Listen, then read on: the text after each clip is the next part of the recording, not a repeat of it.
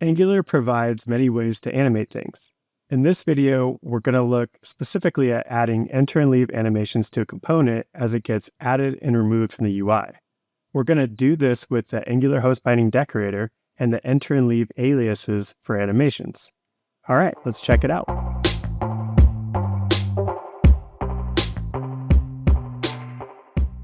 Something that we're missing in CSS animations at the moment is the ability to animate elements as they're added or removed from the DOM. Luckily, we're using Angular. At least in this video, we are. And this means that we can use Angular's animation framework for this exact thing. Here, when we add list items, we see that they ease in. And likewise, when we remove them, they ease out too. Now, if you haven't seen this before, here's how it works.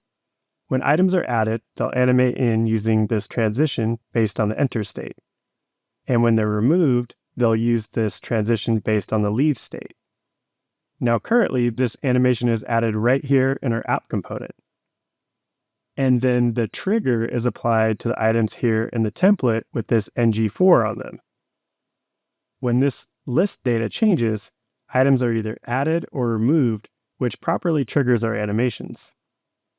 But what I'd rather do here is automatically bind this enter and leave animation to the player component so that it'll easily animate the same way every time we use it. Good news, we can do this pretty easily with the host binding decorator within our player component. Okay, before we can do this, there's a couple of things we need to do. First, we need to import our animation and add it to the animations array in our component metadata. I often put my animations in their own file just to reduce the amount of code in the component itself. But you can just add your animations right here in the array if you prefer. Next, you'll need to make sure to import the host binding decorator. Okay, now we can bind the animation on our component. We add the host binding decorator, and now we're going to bind our animation. This looks exactly like it did in the template. Then we need to bind it to a property. Let's call it animate. To make sure the animation is always bound on our host, we simply need to set it to true. Now, let's be sure to remove the animation from our app component template and also from the component itself. All right, now when we add items to our list, we can see that the animation is applied properly. This is pretty slick, right? Now, what about when we remove them? Strange, it looks like the animation on leave is not functioning properly. Well, there is a reason for this. When we look back at our template, our ngFor is applied to this wrapping div. Now, this worked in our original setup because we had the animation applied to the item with the ngFor on it directly. It was on this div. Now, however, it's on our player component. Well, in our case, there's really no reason to have this div, so I can simply remove it and move the ngFor directly to our component itself. Now, I actually added this scenario just for this demo to point out that this is an issue that you may encounter as you do this sort of thing. So don't say I didn't warn you. Okay, let's add a few players. Again, everything still looks great as they're added. And now when we remove them, they animate like they should. So this just makes it nice that as our app grows and as we need to use this player component elsewhere, we won't need to worry about adding the animation. It just comes for free. Now, something else we can do here is we can use the Angular animation callback functions to react to our start and done states. For this, we'll use the host listener decorator within our component as well.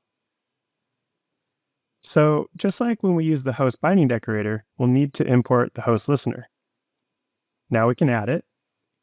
Now to bind to the start event, we add our animation trigger, then a dot, and then the word start.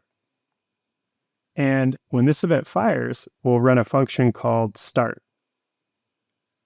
And for this example, we'll just change the background of the body element with document.body, then style, and background color. We'll change it to yellow when the animation starts. Probably not the best way to do this exact thing, but good enough for this example. Now let's wire up the done event to set it back to white. For this, everything will be the same, except we're going to use the word done, call a done function, and set the background color to white. All right, so how does this look? Cool. The body turns yellow when we add and remove players.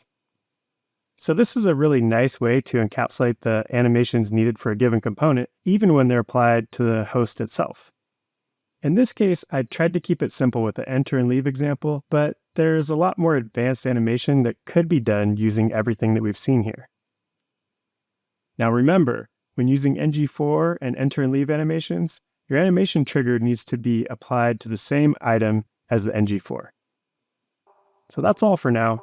Until next time, thanks for watching.